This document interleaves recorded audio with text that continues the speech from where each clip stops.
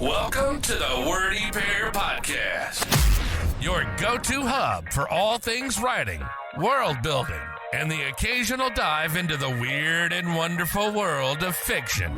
We're breaking down the barriers between you and your next great story. Whether you're a seasoned scribe or just scribbling your first sentences, we've got something for you. We'll be discussing everything from crafting compelling characters to dissecting the good, the bad, and the downright bizarre in the world of fiction. Okay, this script says you guys are eccentric. Isn't that just a 3-syllable word for weird? No offense. So, whether you're in need of inspiration, a good laugh, or just a couple of weirdos to keep you company on your writing journey, you're in the right place. Thanks for tuning in to the Wordy Pair Podcast.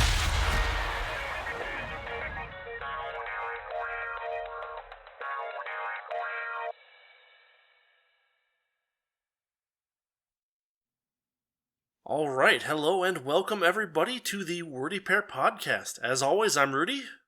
And I have a massive headache, and I'm Justin. Oh, good to know, good to know. We will torture you later. Justin, the creator of migraines. The migrainator. Lord of pressure. Lord of pressure. Right behind the eyes. So today we were thinking about talking about adaptation. How to do it right and how to do it wrong. Because there's a lot of examples of this, and I think there's a lot of examples on both sides where we can, say, oh, these guys got it right, and these guys did a horrible job of adapting this thing. And, I don't know, it seems like something we could get a conversation out of that might be pretty fun. Yeah. So let me derail it immediately. Go for it. How to do it right and how to do it wrong is probably not the most appropriate way to put it, because I would argue that there are some times where doing it wrong is maybe not right, but it leads to something that is overall okay. Okay, that's fair. My favorite example to give is the Street Fighter movie from the 1990s. Everyone hated it at the time, with the exception of, as far as I remember, me and my brother. Uh-huh. And for the longest time, it was kind of looked at as a joke movie, whereas I would sit and watch it and just be like, no, this is a pretty solid movie. Now, it didn't really follow the Street Fighter story very closely, and the characters were not the characters from the game. Like, no. For the most part, Ryu and Ken's stories were generally that they trained under the same teacher, and they were trying to perfect their own styles. In the game. Yeah. In the movie, they were gun runners. Or rather, they were messing with criminals by pretending to be gun runners, but then not giving them actual weapons, just running off with their money, which is not quite the same type of character. So they were no gun and runners. Yeah, I mean, Ryu is essentially what if Goku was serious. Okay, I can see that. And of course, there's a few that were a little bit closer. Like they since it was an American movie, instead of focusing on Ken and Ryu like you would have expected, or even like, Chun-Li or anyone, the movie largely focused on the amazing performance by Raul Julia as Colonel Bison, yes, and Jean-Claude Van Damme as Colonel Guile, who were, essentially it was a terrorist army plot on behalf of Bison, and Colonel Guile was just trying to stop him with the help of the UN, which is, I guess, a function of the UN in that universe. Yeah, sure. So it didn't really follow the game that much, but years later, the people at Capcom decided that they were going to try and start a movie franchise with Street Fighter. And their first offering was this Chun-Li. How this was the first offering is a little confusing to me, but their first offering was the Chun-Li movie. Right. Which I believe we saw. We did see it. It was atrocious, and M. Bison was atrocious, but Bison was the good guy. Yeah, he wasn't meant to be the good guy, but he was the good guy in the movie. Right. and it's kind of weird, because if they were planning on doing multiple movies with these characters and like opening with Chun-Li, it was a little weird that they killed off Bison in the first movie. Yeah, that was like, okay, well, that is a little strange. Yeah, who's going to be the bad guy, like the overarching bad guy going forward, if you took out the main boss? Balrog. Yes. And it didn't really... That movie also did not follow the Street Fighter lore very closely, but it did have a pretty nice knock-on effect in that a lot of people watched it, and then they went back and watched the old Street Fighter movie and went, you know what? This is actually a pretty good movie. Uh-huh. Well, So- I mean, like, I think it's probably overstating it a bit to like, the Street Fighter games did not have that much of a story. They had kind of a vibe. I Yeah. wouldn't call it like a story. Like, Yeah, they had a each vague... character had one or two characteristics of that you could glean from their victory and loss, statements, and from their endings, which were, probably 30 to 40% of the endings in the game were like parody, right? Like, Yeah. the one where, wasn't it where if you win as Zangief, he's like doing he's dancing with what's his name, Gorbachev? Like, isn't that a thing? I think so. Yeah, and so like I forget which let's game be that fair, was. like it is not true that Street Fighter 2 and it's because nobody remembers Street Fighter 1. No one played it. No one cares about it, and no one has any notion of what the characters in Street Fighter 1 were like for the most part. So it's basically Street Fighter 2 and the Street Fighter 2 like semi-sequels like Turbo and Super Street Fighter 2 and all that stuff. And I believe at the time it was also the first Street Fighter Alpha game. I think that came out before the movie. But like, you there's could... There's not a whole lot of story here, but what happens is that each of the characters has a... It's like, it's kind of like how we were talking about Alien in Alien Romulus, right? Like, in Alien, there's not a whole lot of character development, but you get one or two scenes per character of each character reacting to something, interacting with several of the other characters, and you get to find out something that they like, something that they dislike, something that they're good at, and something that they're bad at. And that's kind of like the amount of character development that you get in Street Fighter 2 and its subsequent semi-sequels. You get something that you get something that they like, something that they dislike, and you get characters that they get along with and characters that they don't get along with. And it's worth noting that in Alien, this does a really good job of developing characters, and you could say that this does a pretty good job of developing characters in Street Fighter 2 without creating a plot, so to speak. Yeah. Even so, it's definitely... You definitely couldn't look at the old Street Fighter movie and say, okay, this is very largely based on the games. It's like, well, the characters were very different. Right? Yeah, the characters I mean, were like, very every single different. character was significantly different from the vibe you get from them in the game. You could make a plot where somehow Ryu and Ken get roped into some kind of weird crime fighting thing. You would have to build that up because you'd have to get Ryu's attention, basically.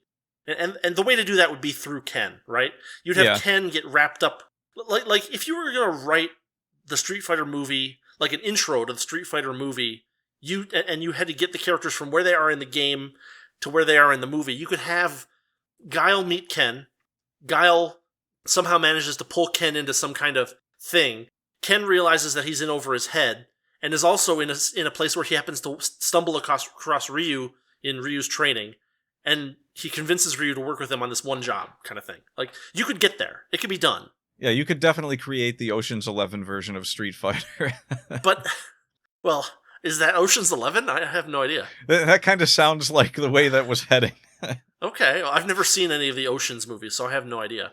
But, like, the point is that, like, the Street Fighter movie had a very different plot from the Street Fighter animated movie that came out, kind of in the same time frame. Yeah. Which had the characters be a lot more like what they were in the game, and created a plot that was not very far away from what you would glean from how these characters might interact from what you see in the game.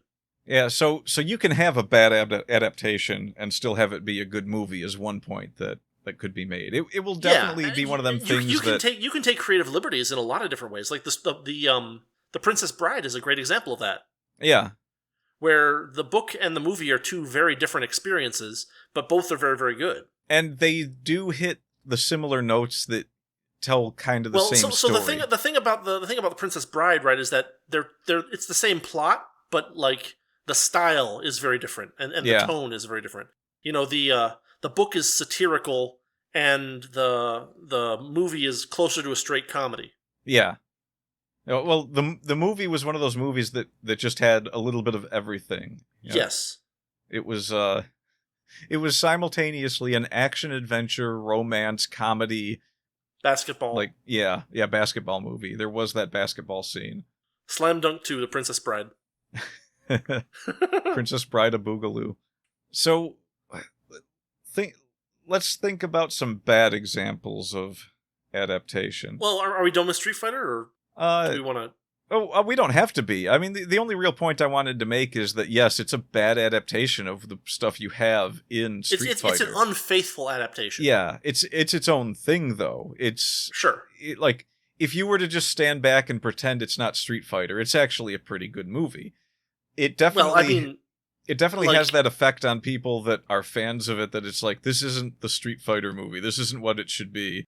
And, that can definitely turn people off of watching it. I don't think the movie did very well, and that's probably a large reason why.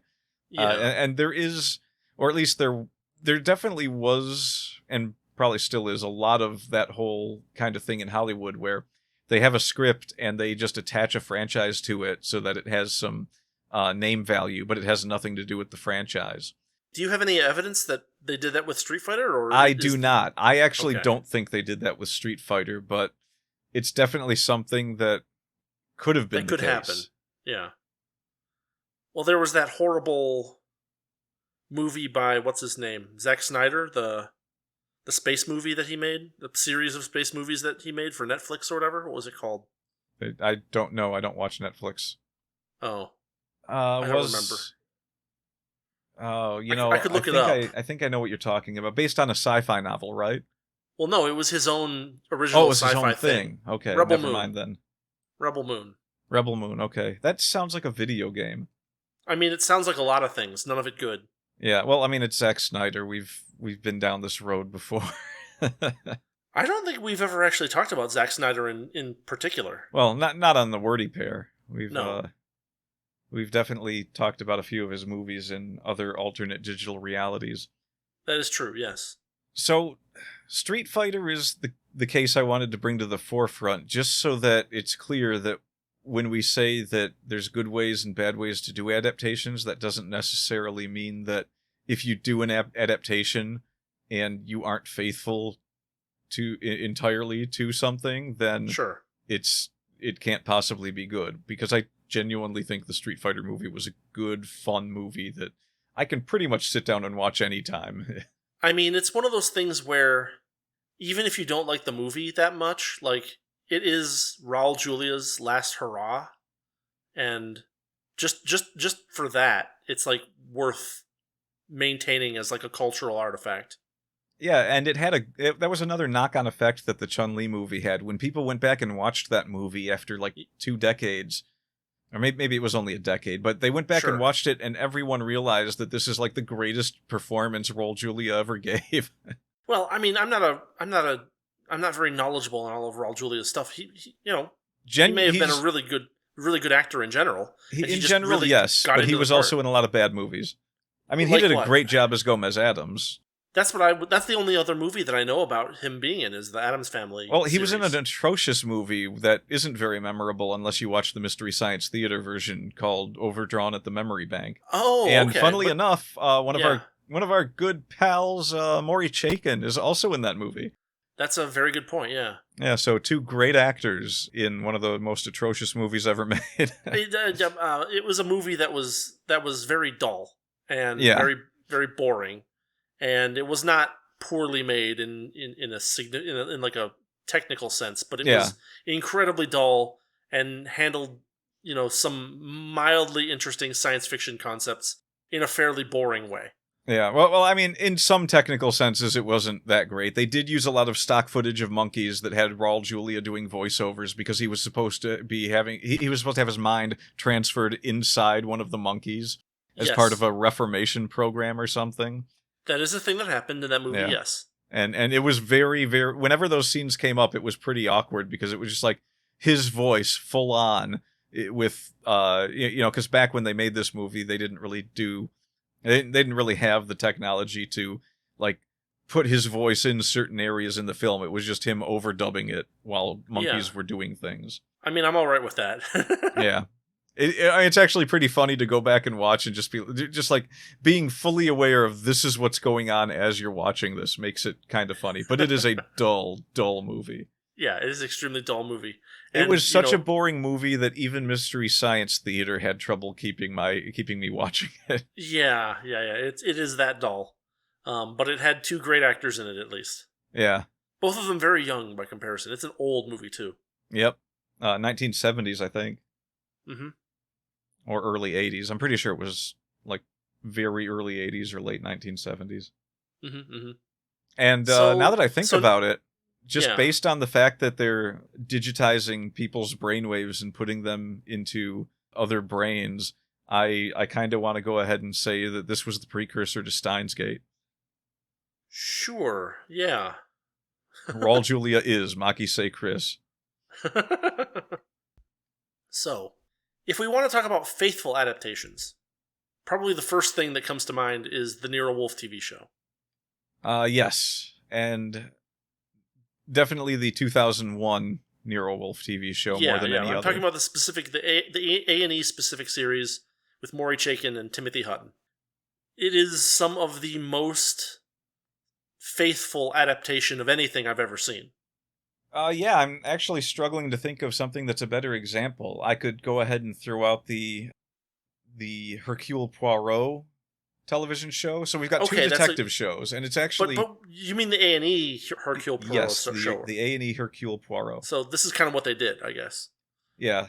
It's a pity that they didn't maintain that track record, but those were 2 excellent shows. Did they go off the rails later on? No. The A&E itself went off the rails. I think we've brought it up before, the infamous interview where people asked Maury Chaykin how he liked working on Nero Wolfe, and he said, he mentioned that it was great, and he was like, I was on this show, and we were doing really wonderful things, and we had a great cast, and everyone was really into it, and then they canceled our show to run reruns of Dog the Bounty Hunter.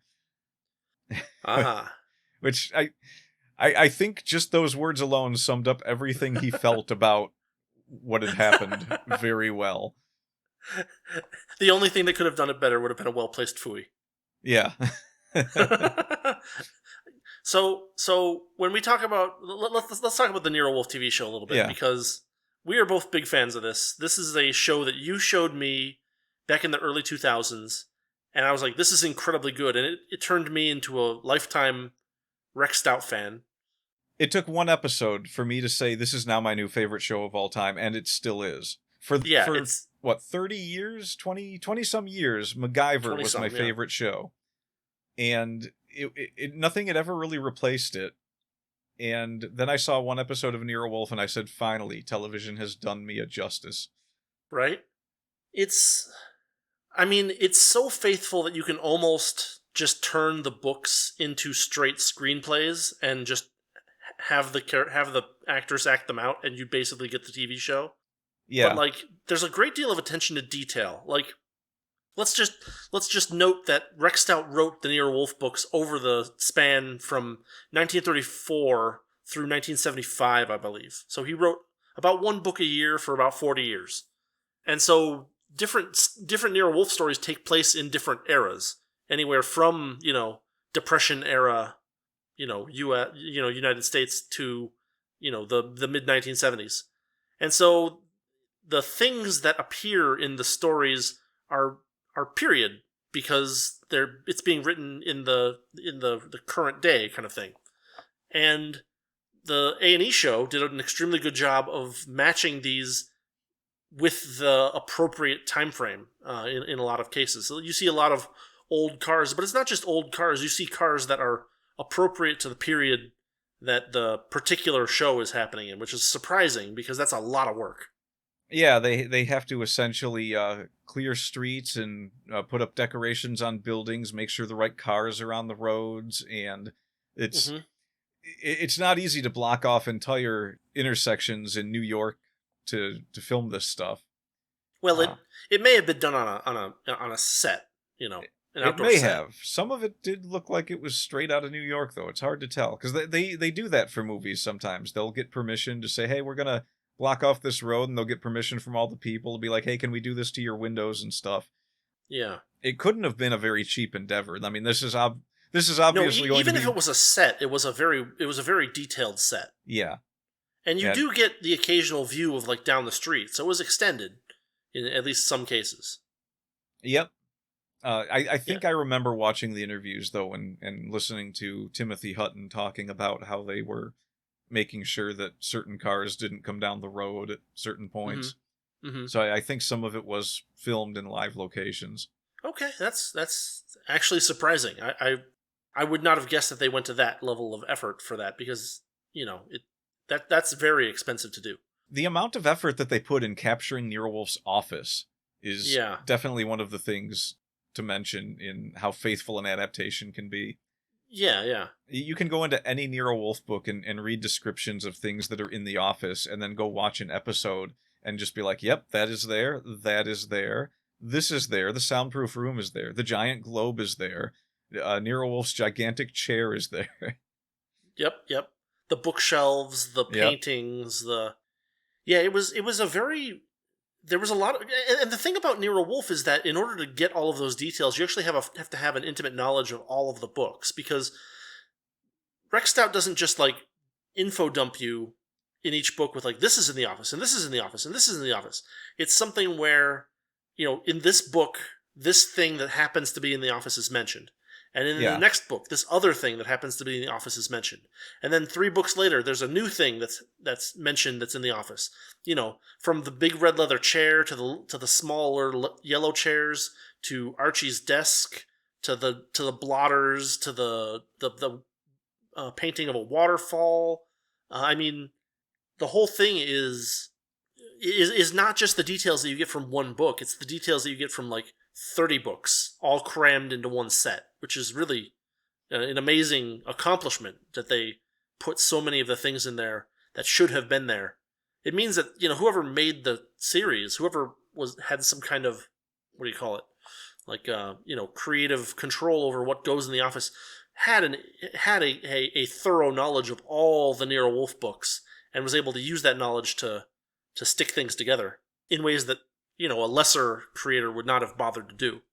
If they tell you that you're adapting the story, The Doorbell Rang for, TV, it's very rare for the person to say, not only am I going to read The Doorbell Rang, I'm going to read a bunch of other Nero Wolfe books so that I can make sure that I get things right for what's in the office. Yeah.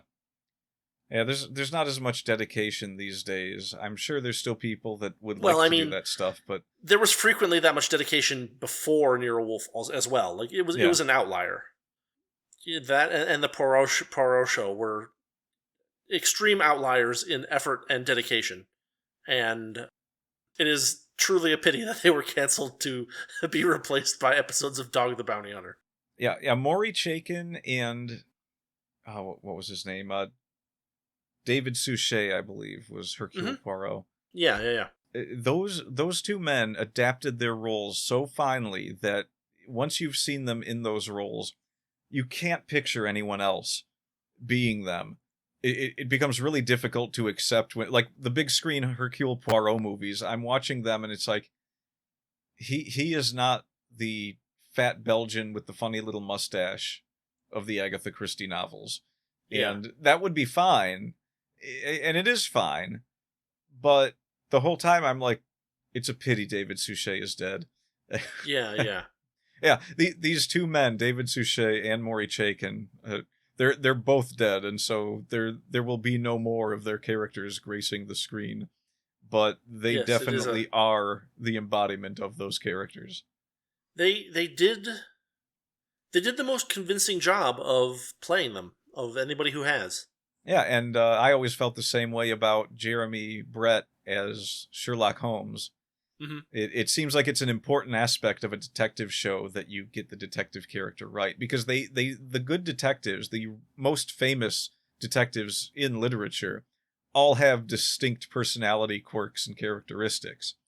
There's a lot of detective shows I've tried watching where it's just like, I can't get into this because the detective doesn't offer anything to the story. He's just there to point out when something is true or false. And it's like there's got to be a bit more person. And I've seen people do it. Like Phoenix Wright is a good example of a detective series that has a character with a pretty decent personality in the storyline. Yeah. And that's just a video game.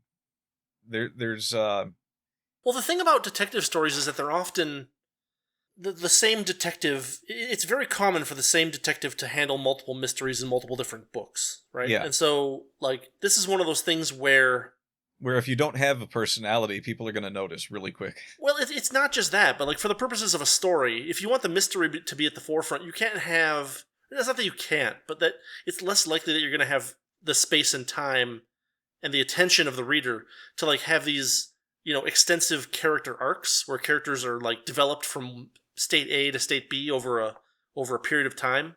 Like when you think about like a literature novel, and I'm scare quoting on the literature pretty hard. But like the whole thing is about like, oh, well, this character has this development where they go from this state where they're, whatever, to this other state where there's something, somewhat different. And, the plot kind of is, or at least a chunk of the plot is what's bringing them from state A to state B. For a detective story, the detective kind of has to be like a rock. You know what I mean? Like probably it's been done where someone wrote a series intentionally from the start where the detective becomes a better detective as the series goes on, but like in general you don't do that because it requires you to write more facile mysteries for the early stories, and it requires you to like dedicate a lot more time and effort to this than you might necessarily want to if it turns out that the first story is a flop. I mean, imagine planning a 6-novel series for a particular detective to have this, character arc over 6 novels, and for the first novel to not sell anything, and you're just like, oh, well, I guess I gotta throw away all this planning. Well, that could be troublesome, but since you brought it up, I think we know a story in which a detective character develops over the course of the story. Okay. I mean, it might not be a very large development, but certainly at the beginning of Umineko, Battler is not quite what you would call a detective character so much as someone who's just trying to find the answers. And then as time goes on, he becomes better and better at divulging the truth out of the things he's hearing.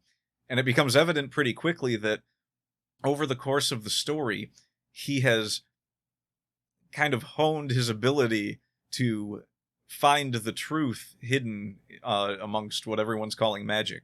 Yeah. No, that's a good point. I mean, Umineko is a very different type of detective story in the sense that it almost kind of turns the reader into a character, like a viewer character, in the sense that you're like, they break the fourth wall in certain parts, and they say, if this thing is written and read, it is absolutely true. There's extended discussions of like Knox's rules for mysteries, things like that. So, I mean, I would say that the Umineko story is not one of a character developing from a bad detective to a good detective, but for like a naturally inquisitive and intelligent person being thrown into a series of mysteries without his consent, and being forced to figure out what's going on to the best of his ability, and kind of getting the hang of it over time, which is.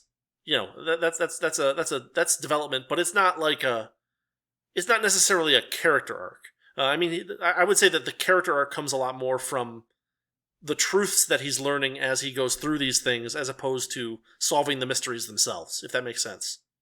No, that makes perfect sense. Because he's not actually a bad detective at the beginning of it. He is very logical in the way he's he trying, tries to break yeah, things but he down. just doesn't have anything to stand on, right? Like the end of the first story, he's like, well, maybe it happened like this, and maybe it happened like this, but I don't know. Nobody knows. Yeah, and that's kind of the hook, is that you're like, ooh, it's a mystery that nobody knows the answer to, and we're being told that nobody knows the answer to, and then they go back to the second to the next mystery, and you're kind of ready for it to be a mystery that no one knows the answer to, which is, part of what makes the reader take a more active role in the story.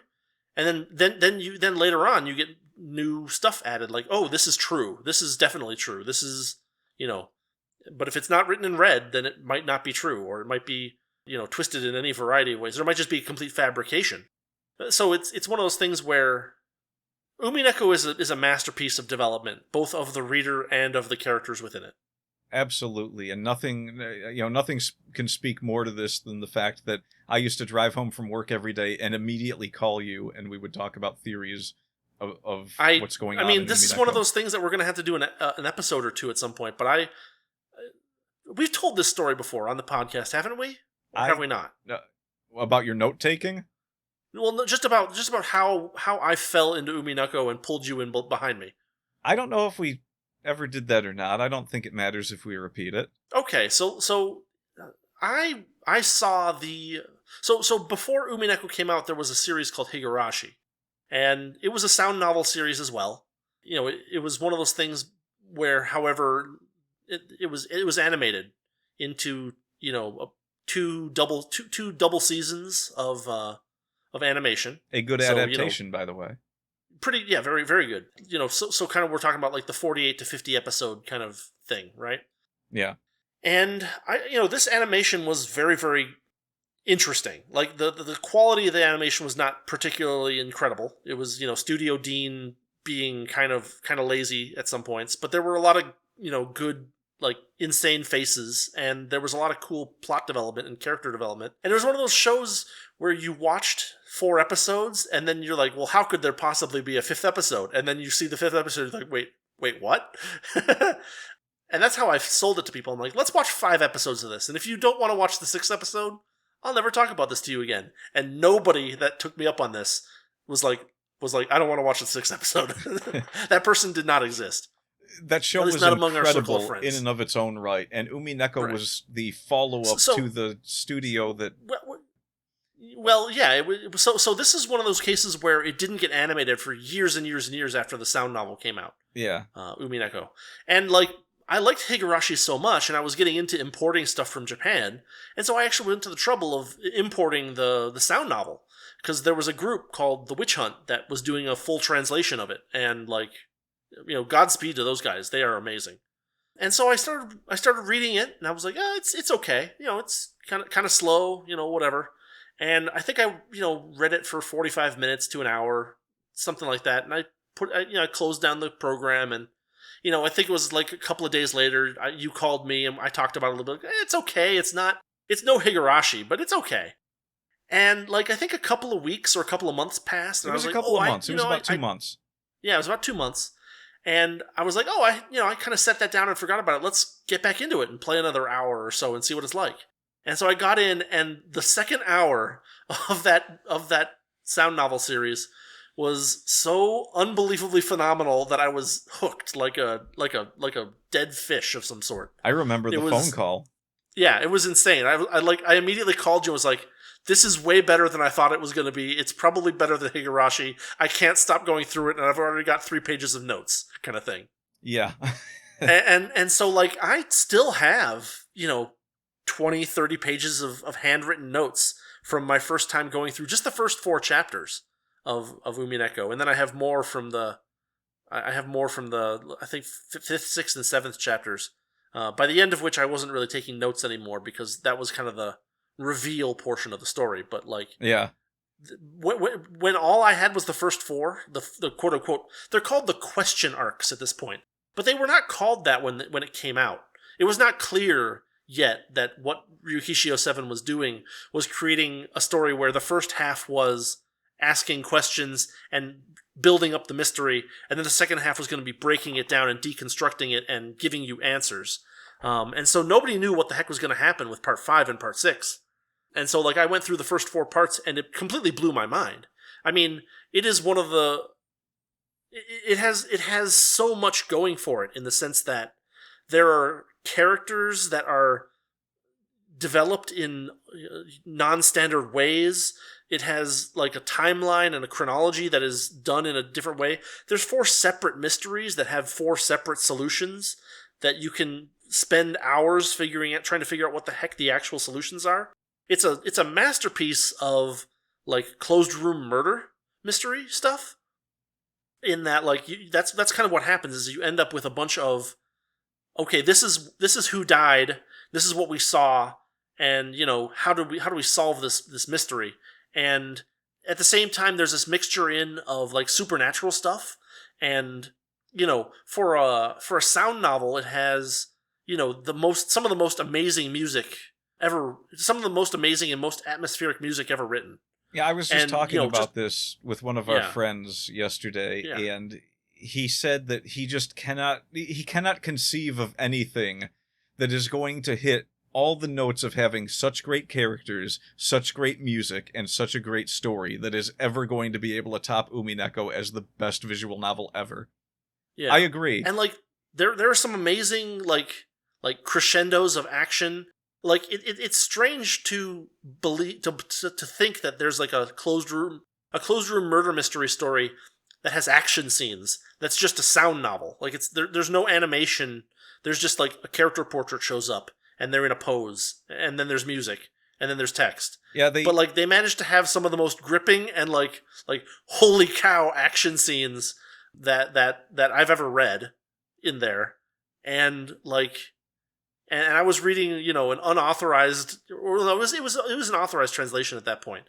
But I was reading this translation, and somehow even through translation by this fan group, it had maintained so much of the gripping power of the original. And like, I mean, it's a fantastic story, just from start to finish. There's new characters being introduced, each chapter. There's new ideas being introduced each chapter. There's new questions being posed each chapter. There's answers coming in at a trickle, starting in chapter 5. It's it's one of the most interesting experiences that I've ever had as a reader. Yeah, and I think we've mentioned before that it's the best thing. It's just It is the best thing. I don't think It's I've the ever best read thing. anything as good as Umineko in my life. I think that is the be-all, end-all. Yeah, it's And I live it's- for the day when someone tops it, because that will And- be and- so yeah. wonderful that it'll be like a little piece of heaven if you can do that. Well, it's funny because we were talking about adaptation, and unfortunately, it had a very lackluster adaptation. Yeah. I mean, I really liked the adaptation for the animated version. I mean, the big problem it was good. with it is was that just that the story is so long that there was no way they could fit It it was into the number of so episodes they wanted over-condensed, to do. They had to condense so much, and yet it was still fun to watch. I remember every single it was one week. of those things where like the part of the reason why part of the reason why you and I liked it so much was that we already read the story. And so like when we heard, Dream and Discharger starting, we're like, oh shit. You're right. Whereas a person who hadn't read the visual novel would not know that. And so like some of this stuff would come as a surprise, or because it was so condensed, it was hard to do the lead ups properly. Like stuff would seem to come out of nowhere in a sense. No. I actually saw the show before I started reading the visual novel. Oh, really? Yeah, because Okay. me and Sean were making it a weekly thing, and I didn't want to get ahead. Yeah. He would just come over every week when the new episode was out, and we'd check it out. And that was one of the things that really, really, could hook you if you, putting aside that it wasn't the best adaptation, they kept a lot of the music from the game, which just that music alone was enough to draw you into the show, every bit as much as it could in the visual novel.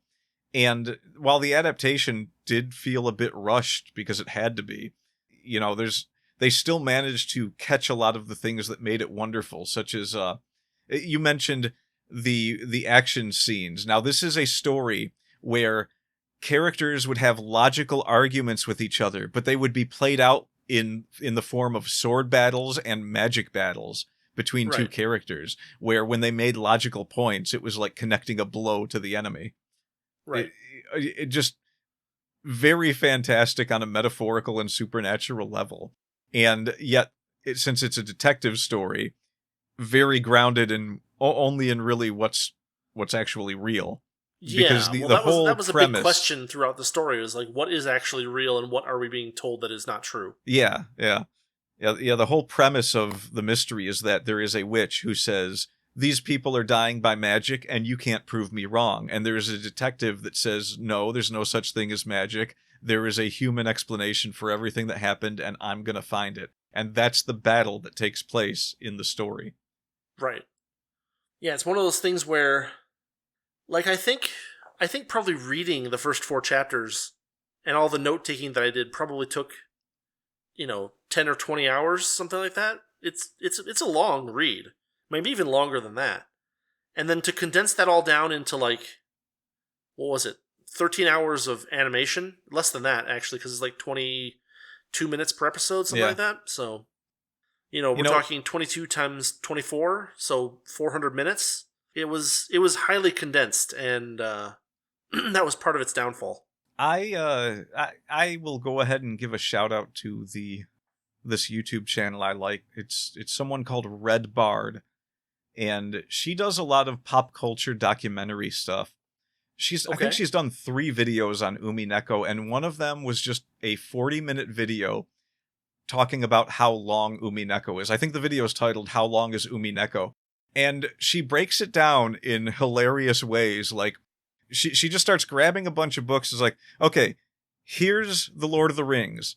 You would have to read this twice, all 3 books twice, and then a little more to have read as much as Umineko. You would have to read all of Harry Potter, and then maybe tack on a couple more Harry Potter books to read all of Umineko.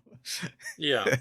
And she just keeps going with all these different examples. It's actually a really funny video, and she does great pop culture videos. So it's funny though, because, like, man, if it was that long, then it must have then it flew by, because, like, it's that good. I feel like I didn't spend 40 hours reading the first 4 chapters, but maybe I did. I mean, it is a page turner.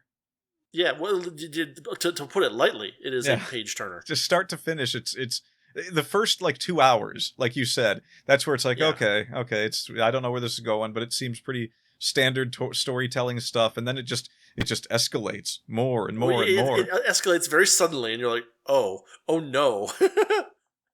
And the characters are all great. I mean, we get a I won't say a bad anime adaptation out of it. I mean, I can still I bought the Blu-ray box set. I'm like, I'm gonna sit down and watch this 100 times probably, but it's definitely not one that I would say they failed to adapt it. I would just say that they should have at least finished it, because they only covered the first 4 chapters. And I mean, the first 4 chapters are the real meat of the story. So, like, while that may be true, I remember getting to the 5th and 6th. I think it was the 5th chapter specifically where I was like, "Oh, is it going to kind of like lose its touch going forward, and we're just going to get the explanations now?" And the 5th and 6th chapter ended up being the best chapters in the whole thing. Yeah.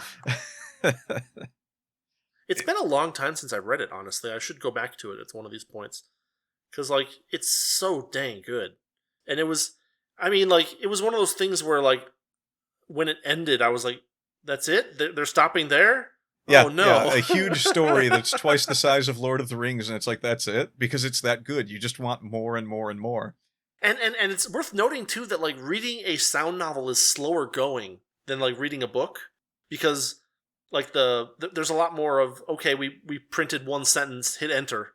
We printed one more sentence, hit enter. Yeah. It takes a significant amount of time just to, like, parse through a single page. And a single page is pretty small, because it was generally a pretty, large size font on a relatively small screen. These were all done in something called Nscripter, which was like a sound novel creation language that, like, the English version of it is called OnScripter, and it's ancient, but like it was amazing how well Ryukishio 7 used it to create the story that he wanted to tell, and, like, just like, holy cow, this is, amazing. Hands just down an absolute masterpiece. Yeah, like, one of, like it's the best thing. It is literary cocaine. You will not want to put it down if you stop reading it. Yes. Well, it's one of those things, like, you got to get past the first hour and a half, but once you do, you're like, oh, this is incredible, and I need to see more. Yeah, so maybe we should talk about the 2 adaptations that really kind of cement what we're getting at here. Okay. We should talk about Jurassic Park. Okay, Jurassic Park. I don't think there's too many people out there that are going to argue that the first Jurassic Park movie was not itself a masterpiece. You think there's not a lot of people who will say that? No, I don't think people will argue it. that it isn't. You're saying that it is a masterpiece. It is absolutely a masterpiece. Okay. Let's just a get rid of those cinematic double masterpiece. negatives. I mean, we don't even have to call it a storytelling masterpiece. It is a cinematic masterpiece. It's one of the best Yeah. movies ever made, and a lot of people would probably agree with that.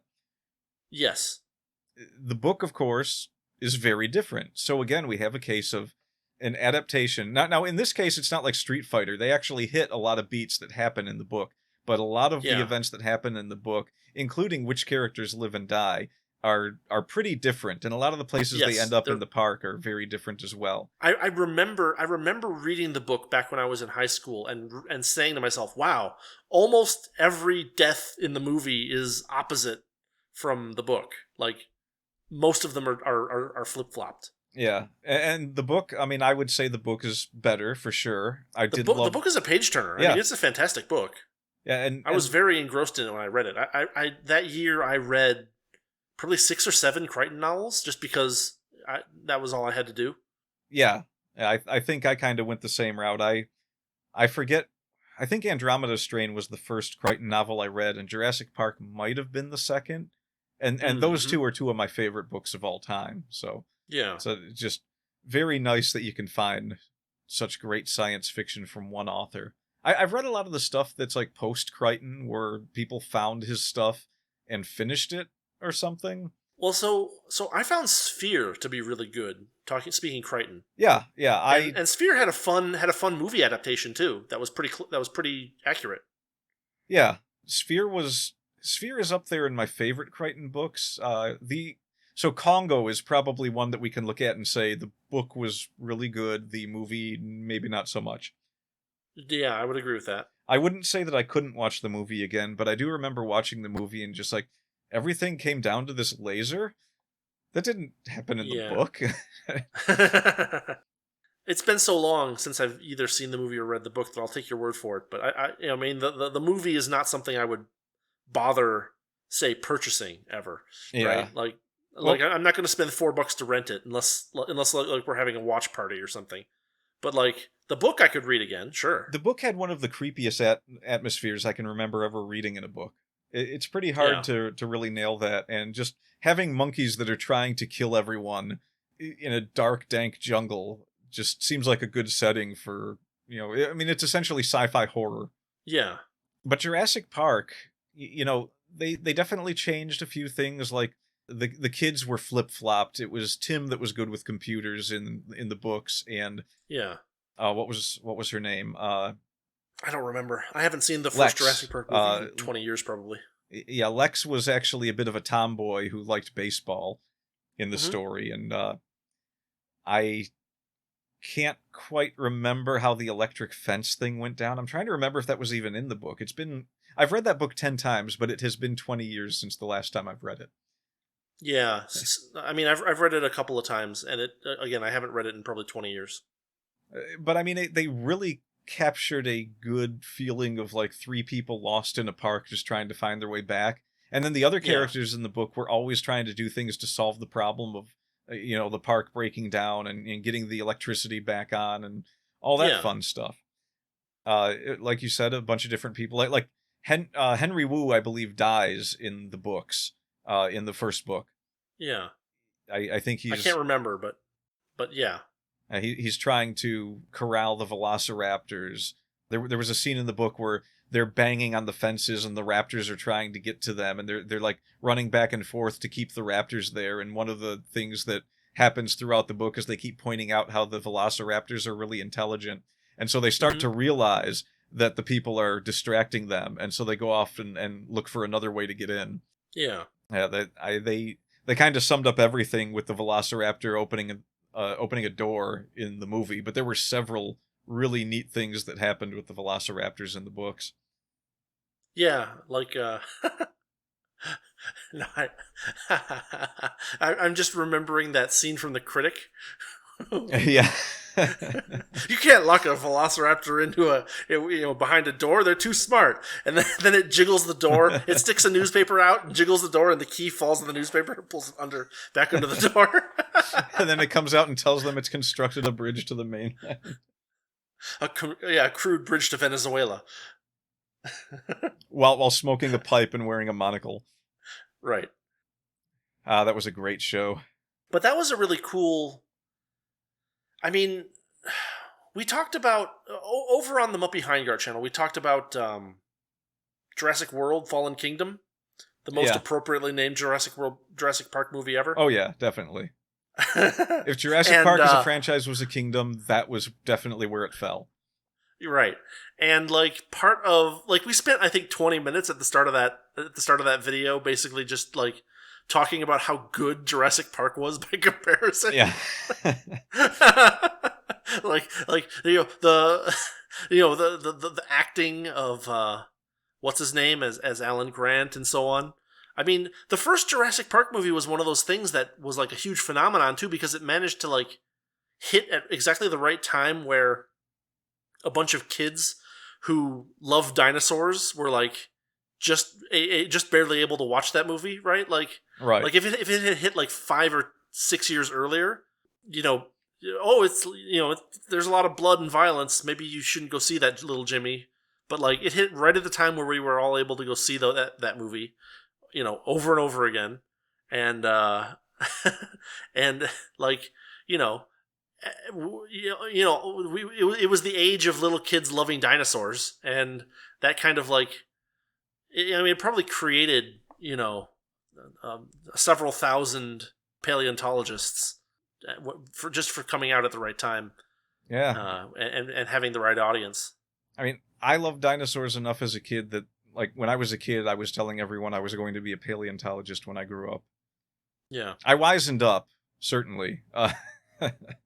But it's funny because we go on to the second book, and the second book was great, too. Like, maybe the first book was a little better. The second one was not far behind it. It was actually called The Lost World. And the second movie came out, and I go to the theater expecting to just be blown away again. And the second movie, I'm watching it and I'm like, all right, where are the parts from the book? Where are the parts from the book? Because I had just read the book right before the movie came out, and it's just like, okay, all right. And it's like, why is Ian Malcolm doing this? Who are these people? And then it kept going and it kept going, and I was like, we're not doing anything from the second book, are we? And it got to the very end, and I'm like, okay, at the very least, they're going to have the dinosaurs that can camouflage themselves, right? They're going to have that scene, because that was such a good scene in the book. Right. They get to the end of the movie, and they have a little girl do acrobatics to avoid being lunch for a velociraptor, and I'm just like, okay, I give up. Yeah. Just a shade in comparison to the original movie, and even worse in comparison to the second book, which was... Well, it's interesting because, like, I wonder how much of that is because a bunch of characters that died in the first movie couldn't be used for the second movie, Like, this is one of those things where I wonder if this was a mistake that they made in planning. Like, because there's a good reason to change things up a little bit in your adaptation. If you have a super popular book that is popular now, not like popular 20 years ago, right? Like Jurassic Park, the book was popular now.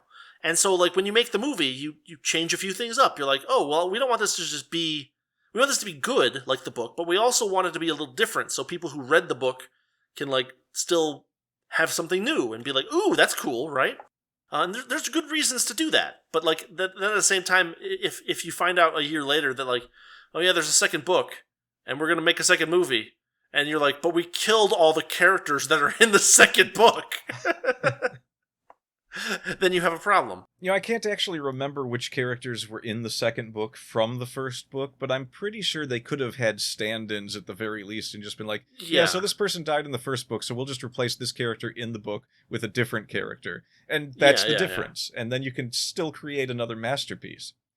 I mean, I think that we can safely say that given the success of The Lord of the Rings, it's not a bad thing to take a book that is viewed as phenomenal and make a very faithful adaptation out of it. Well, again, this is one of those things where Lord of the Rings, the books, were not like enjoying like some kind of like massive surge in popularity in the early 2000s. Yeah. What happened was that the movies came out and they were, again, a super faithful adaptation of the books. I mean, not super faithful. There are a few characters that have switched around and moved around, mostly for like reasons to maintain pacing and flow. But like those movies were amazing, and they brought Lord of the Rings back to, a high level of popularity. I mean, like, I remember when I was in high school, I tried to read the Lord of the Rings trilogy, and I could not quite make it through the Return of the King. I just like, I kind of petered out, and I was just like, I need to do something else. But like, once the movies came out, I was like, wow, this is really good stuff, and I can't believe I have to wait another year for the second one, kind of thing. And that got me back into the books and got me to successfully read them finally. So yeah, that's another really good adaptation. Not good because it's necessarily the most accurate, but good because it changes up things to make things like flow better, and to kind of prune the character list a little bit. Because there are a lot of characters in the Lord of the Rings books that like appear and then they do one thing and then they're kind of gone. Yeah. And so if you consolidate characters that way, you can reduce the number of actors you need to hire. You can add some more development for characters in the movies where time is time is at a you got to economize your time kind of thing. So it's understandable that there's a few changes, but like, Yeah, but it was still largely a faithful adaptation, just like Jurassic Park was very faithful. But aside from moving a couple characters around, it was almost like the plot was almost perfectly faithful. They got rid of a couple of characters and consolidated them into other characters, but like other than that, it was a very faithful adaptation of the story, and like, yeah, it was another fantastic adaptation job. And part of the thing that happened is that going into it, Peter Jackson was like, we're not making movies, we're making a historical like record. We're doing this as if it is a historical record of these things that happened in these books, and that's kind of the right attitude. Is that we're gonna treat this stuff seriously. All the people who are working on this are gonna be people who passionately love the original setting.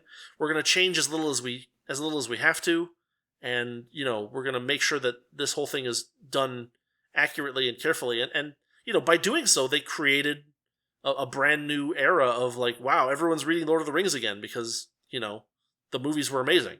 Yeah, and this is kind of what I mean when I say that we've got pretty definitive proof that if you have a great book and you base a movie off of it and you stick to it pretty faithfully, you don't have to turn it into something completely different just to make it a movie. Mm-hmm.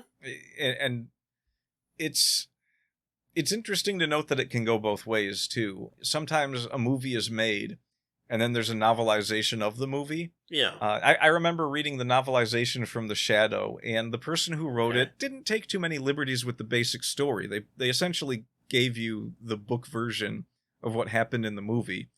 But they added a few scenes, such as in the book there was a scene that was Lamont Cranston having a flashback to when he was a child, and when he started to have this darkness inside of him. This kid made him angry, and he just kept choking him and watching his face turn bluer and bluer and bluer, and he wouldn't stop choking him. And he had to be pulled away and everything. And it kind of like to add a little development to what the character is. It's like, why was Lamont Cranston at the beginning of the movie such an evil person?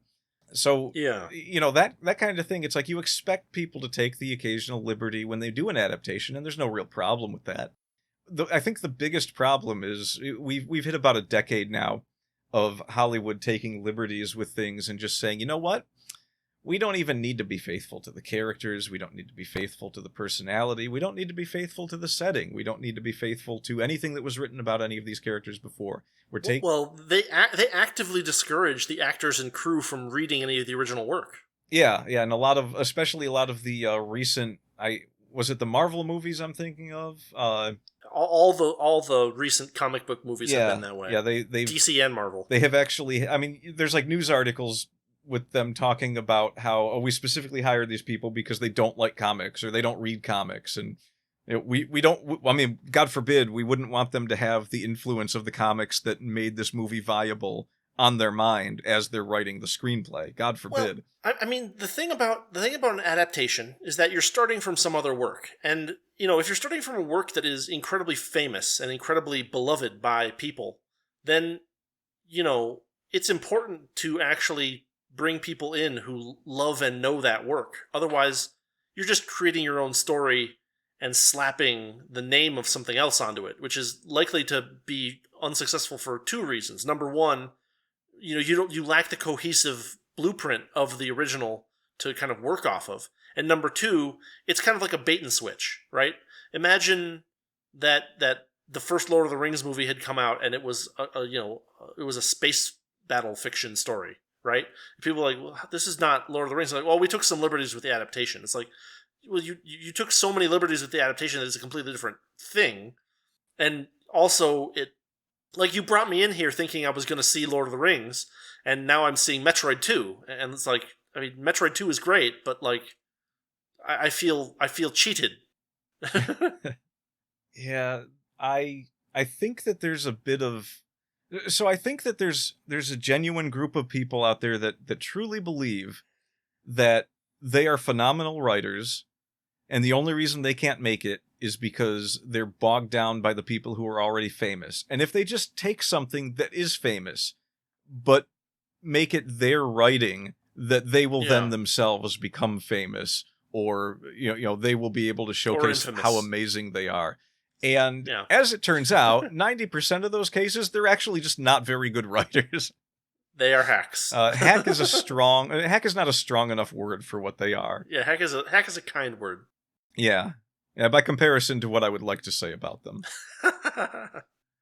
People do, hit jackpots with original stories. That's what Harry Potter was, right? Yeah. Like, it was, for some reason, it hit at exactly the right time and hit exactly the right audience to create, a literal, like, an A-level writer.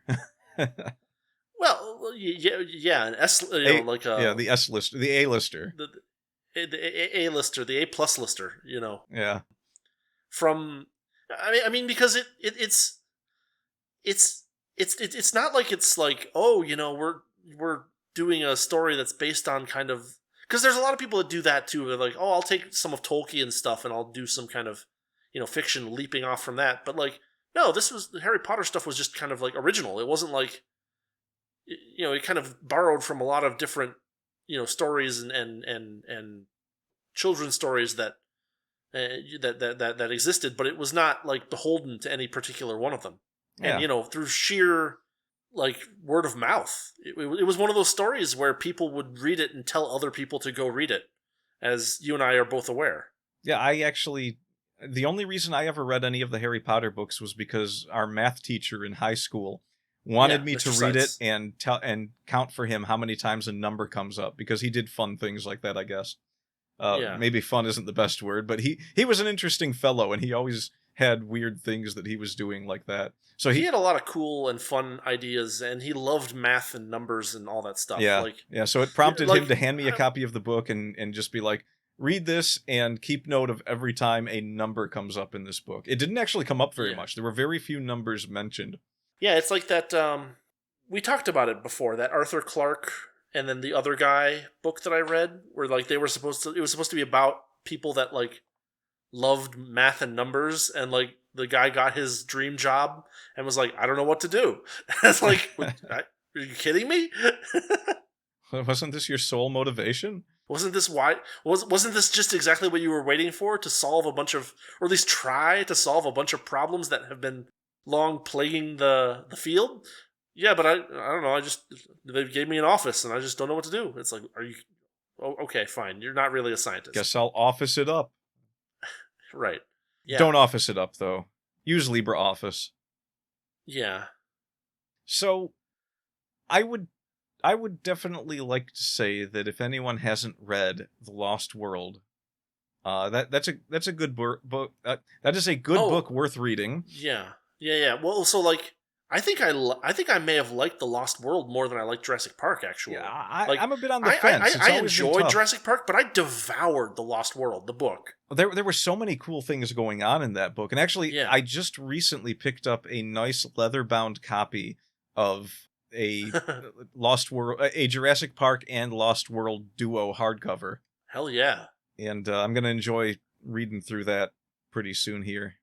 Actually going through some visual novels. I should go at the pick moment. up some of that Crichton stuff, because I haven't read any Crichton in years, and I probably should read some more Crichton. Well, I mean, it took a Terry Pratchett to knock Crichton off the pedestal of my favorite author of all time, and Sure. that's a pretty strong statement to say about any author. I mean, who were my favorite authors before Terry Pratchett? It was Michael Crichton and Douglas Adams, and Terry Pratchett just cut a swath even through those mighty giants, and they're probably still my second and third favorite authors. Yeah, I can't recommend them enough either. So, well, I guess we've got an episode here. I believe we do. That was surprising. We were worried that we weren't going to be able to go on this for this long, but we managed to do it with a heaping helping of Umineko. It happens a lot. I mean, before we started, I essentially said that if we run out of steam, we can just start talking about our own stuff to fill the time. Sure. But we can save that for another time, because there's a lot of good things coming down the pipeline from you, and the same stuff coming down the pipeline from me. Indeed. Well, I mean, I don't know. I have no idea whether my stuff is good or not. No one ever tells me. Well, I tell you, I just forget to leave reviews.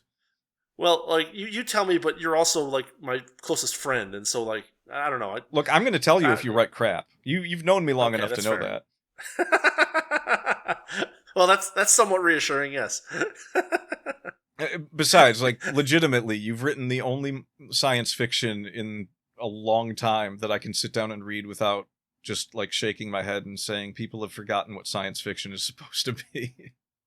Haven't they? Isn't it strange? It's just so strange. Everyone's writing character pieces, and the character pieces aren't any good because they don't write interesting characters. Well, there's that too. But, like, if you go around looking at magazines, they're all looking for quote-unquote literary science fiction, which means science fiction that's about everything but the science fiction. Yeah. Right. I mean, that's that. So. What's the title of it? It's, like, right up here on my shelf. It's Solar Express. Oh, yeah. The, what is that, Elie Modisette book? Yeah, we've mentioned him before. That, again, like, go read the reviews for that book, and you'll probably see exactly what I mean. It was a story about nothing. I think the best review that I read for that book was someone saying, this is just two people emailing each other. Yeah, try not to... That's not science fiction. Try not to do that. I mean, it had its science fiction elements, but nothing happened, and there were no new concepts that were explored. Yeah. It was essentially a guy sent to solve a puzzle box in space, and he never solves the puzzle box. And then he has to go home because he's flying into the sun. Because it's home time. Yeah, time to go home. And he does. He just emails this one person on a satellite back and forth throughout the whole story. Wonderful. I mean, you could... That sounds like the kind of story that would be a better game than a book. Yeah, it would probably have been a very fun game to be the person in that spaceship. You know, I'm going to grab it down from my shelf. I got to actually stand on my chair in front of my desk here. Let's see if I can do this. Yeah. And the chair is spinning. It's spinning. Got it. Hopefully nothing falls. You probably can't hear me. Okay, maybe now. I can hear you a little bit. So let's see. I was going to say, I think it's a New York Times bestseller, but it's not. It just says New York Times bestselling author. So this one didn't even... That's one of those things where, like you check Amazon, you put out a new book and you check Amazon every 15 minutes, and, like, if it ever hits number one in anything, you're like, oh, I'm a number one Amazon bestselling author forever. Yep. And there is so much going on in the world of writing that is just a big nothing burger. I do not recognize a single name in science fiction that is around today because nobody's writing anything that piques my interest. I mean, on the cover of Solar Express, it says, In Solar Express, Ellie Modesitt has crafted a tense science fiction thriller. There's not really any thrills in this book. Like I'm not even joking. If you had told me after I read it that it was supposed to be a thriller, I'm just reading this for the first time. I'm like, this isn't a thriller. This was not a thriller. There was nothing thrilling about this book. But you sound like the what's his name from The Critic? Like, where's the joke? I know we're on the air, but where's the joke? But that was like a quote from a guy called James L. Cambius, author of A Darkling Sea. I don't know what that book is, and I've never heard of this author, and I have been reading science fiction for 40 years. Yeah, it's kind of sad that, like, when I think about, I gotta read some science fiction, it's like, I gotta go back and reread The Hitchhiker's Guide, and I gotta go back and reread a bunch of Crichton, and I gotta go back and reread a bunch of Clarke, and Asimov, and Bradbury, and there's nobody who's like, this is, like, I spent a little time trying to find new popular authors of, hard or hard-ish science fiction, and I got The Object, which was a terrible book. Yeah. Not terrible, but it was a pretty bad book. Well, it was a combination of smug and boring. It was smoring, which would be great if we were by a campfire, but we were not by a campfire. Yeah, we were not. It's kind of interesting. Like there is no one in science fiction today that I am aware of that is on the level of like a Bradbury or a Douglas Adams. And yeah, they're all dead. Yeah. But what's more interesting is, so I play a lot of indie video games. Sure. And what I do is I just kind of scroll through and I look to see if anything looks interesting. And in doing so, I have ended up with a dozen or so games that were genuine crap, and a handful of a couple dozen that were crap, and a dozen or two that were genuine gems. But in the world of science fiction writing, whether I'm at a Barnes & Noble or I'm buying stuff on my Kindle, I'm going through the books and I'm like, okay, this sounds kind of interesting. And it's just been nothing but disappointments. There has not been a single thing that I found that was like, ooh, this was... unless it was something that I bought and it's like, oh, wait, this was written in 1980. There hasn't been anything for the modern day that I bought that was just like, yeah, this is good science fiction. It just hasn't happened. And so there's no reason for me to get invested in these authors. And so I don't know who these people are. So when things come out and it's like, ooh, a movie based on this book, it's like, I didn't know there was a book. That movie doesn't look good either. Why would I watch this? And then there's a lot of people that are like mistaking space opera for science fiction. Which yeah. They can have overlap, but they're not the same thing. Yeah, they're really not. Space opera is pretty much just opera, but it has a space setting. And they mistake this for... It's drama. It's more drama than... Yeah. Like... I don't know. There's a lot of like genre mixing going on. Is like, oh, this is science fiction, but it's actually a spy thriller. This is science fiction, but it's actually a romance, a human drama. This is Well, let's we won't even talk about the romance. Everything mixes with romance. Well, I mean, it's funny because how you make money as a writer. It's funny because it's unfair to say that people that read romance aren't readers. But I've noticed that I can ask any woman that tells me she's a reader what her favorite book is. And if it sounds like the title of it is a romance novel, I'm just like, okay, I know everything you read now. Yeah. Like you can read romance, but if your favorite book is also one of the romance books, I have to assume that that's all you read. Whereas if you were to tell me that Jurassic Park is your favorite novel and like you also read all these other romance novels, I'd be like, okay, this is probably a genuine reader who reads good books.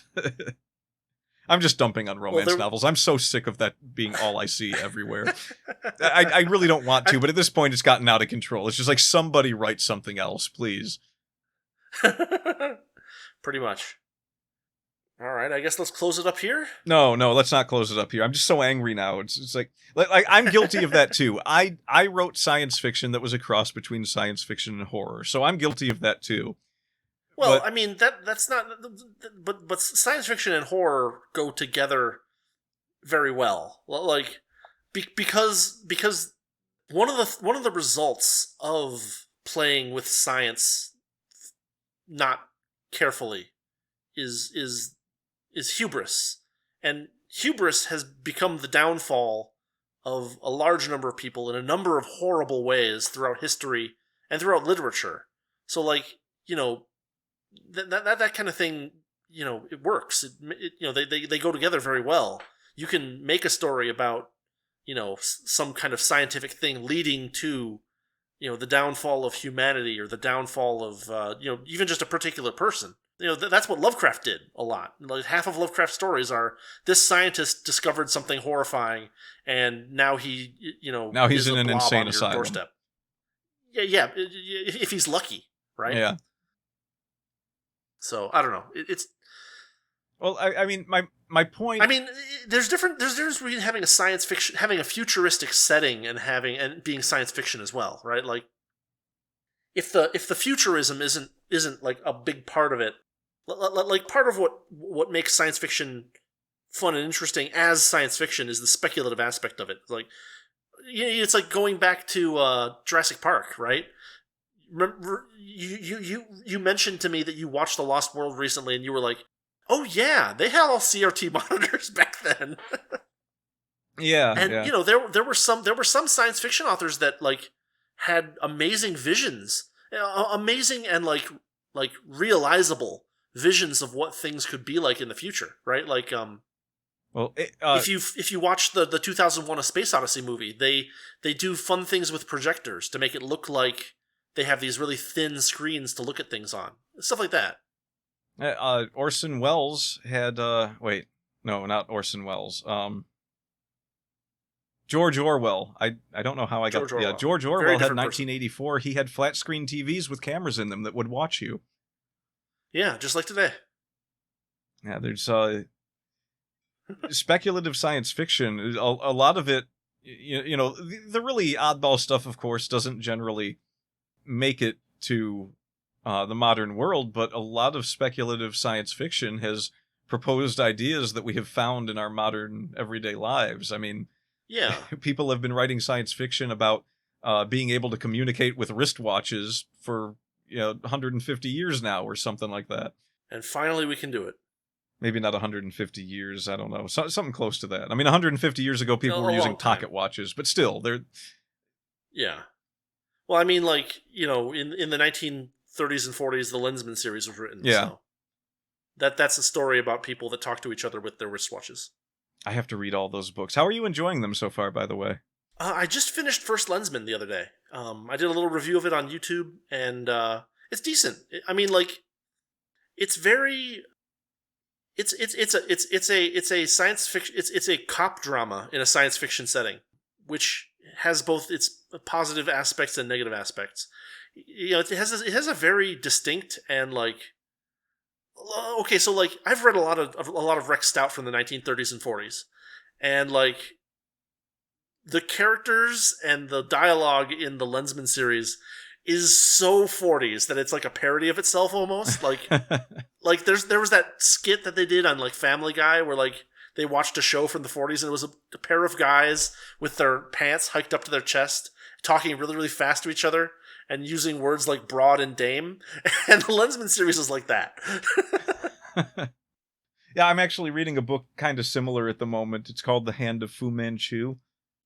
Okay. And it's about this sinister evil scientist that is essentially trying to rule the world with his genius science inventions. It was written in 1962. At least the Pyramid edition was published in 1962. I'm guessing that would be the date for the book since there's no other date in here.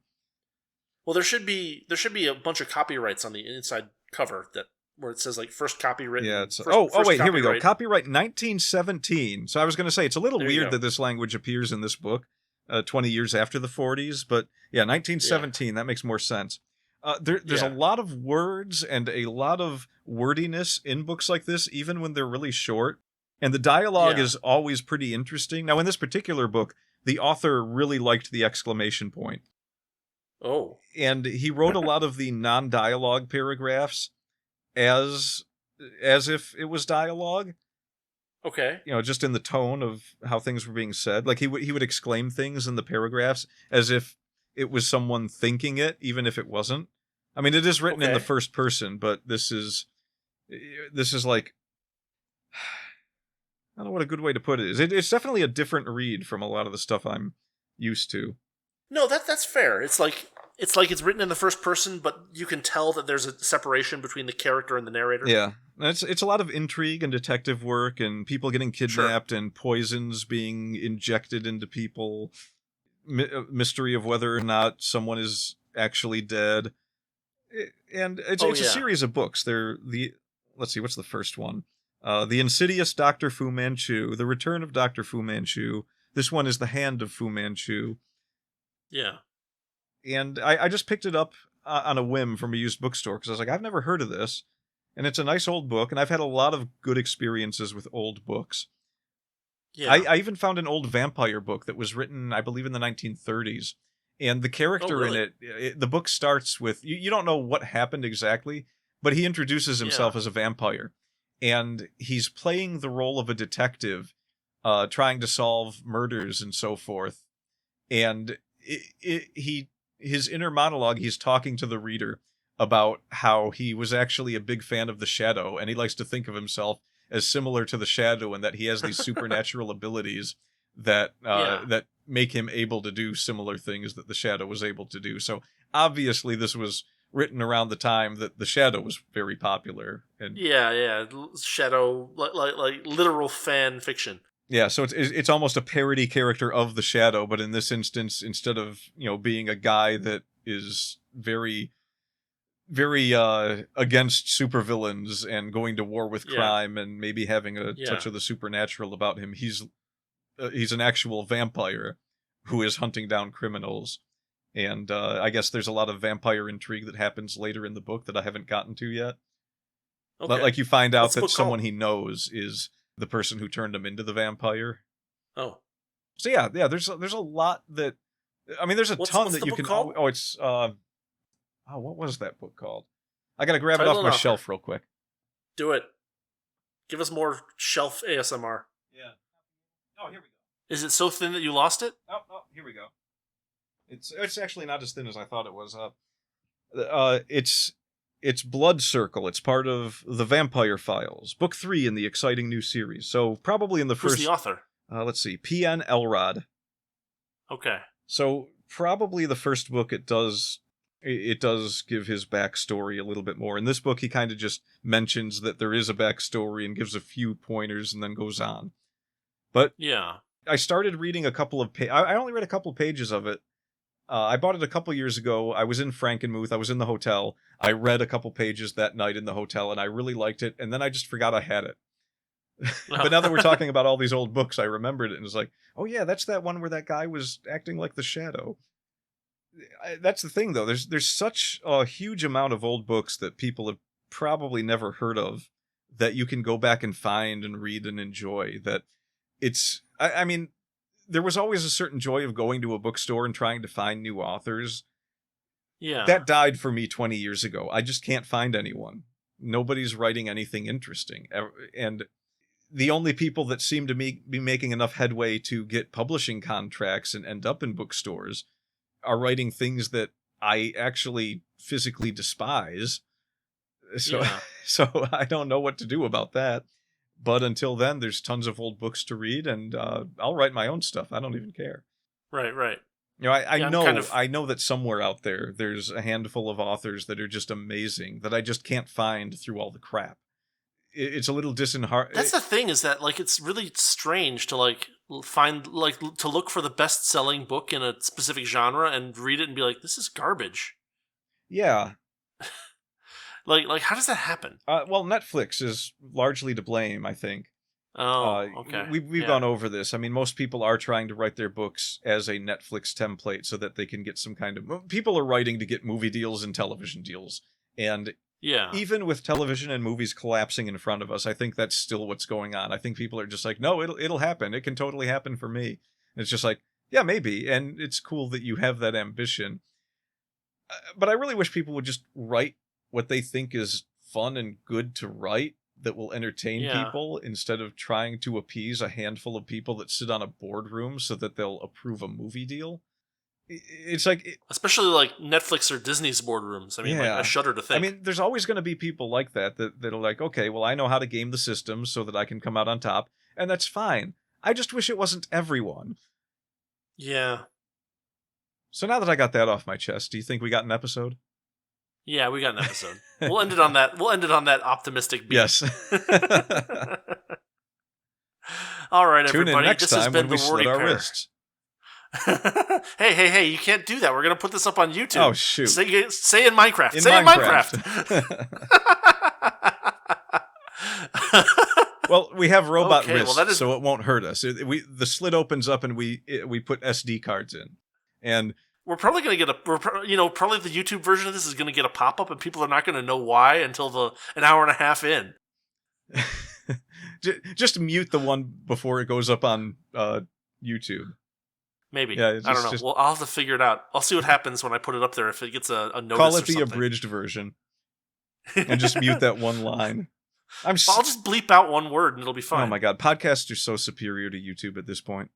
Yeah, but like a lot of people like listen to or watch podcasts on YouTube, which is I know, strange, and it's annoying because I want to be able to say things that are actually funny, and YouTube doesn't let you do that. Right. All right, everybody. This has been the Wordy Pair Podcast. We have started talking about adaptation and then went on a negative rant about modern science fiction. Hooray! As always, I'm Rudy. And I am overwhelmingly depressed at not being able to find new authors. And my name is Justin. Just don't read The Object. I don't recommend it. Yeah. Well, now I think we have a half-blind review that we're going to have to do now. I mean, okay, I guess. All right, fine. We can do a half-blind review of The Object. You sound so enthusiastic. Oh, God. I'm going to have to watch my review, and maybe reread part of that book. But don't put any effort it's all into right, it. I'm It's up not for worth it. I have notes somewhere that I can probably riff off of for the most part. It'll refresh my memory. Anyway, that's something for maybe for next week. So anyway, thanks for watching or listening or whatever it is that you do with podcasts, guys. And we'll see you all next time. Freaking YouTube. Thanks for listening to the Wordy Pair Podcast. Our passion is all things writing, world building, and getting into the weird and wonderful world of fiction. We hope you enjoyed our unique takes. If you did, make sure to like, rate, review, and subscribe to get your weekly dose of writing weirdness. We'll be back soon, but in the meantime, hit us up on Twitter. For Rudy, it's @Rudolph_Cone. And for Justin, @Ninja Mouse Chew. See you next time on the Wordy Pair Podcast.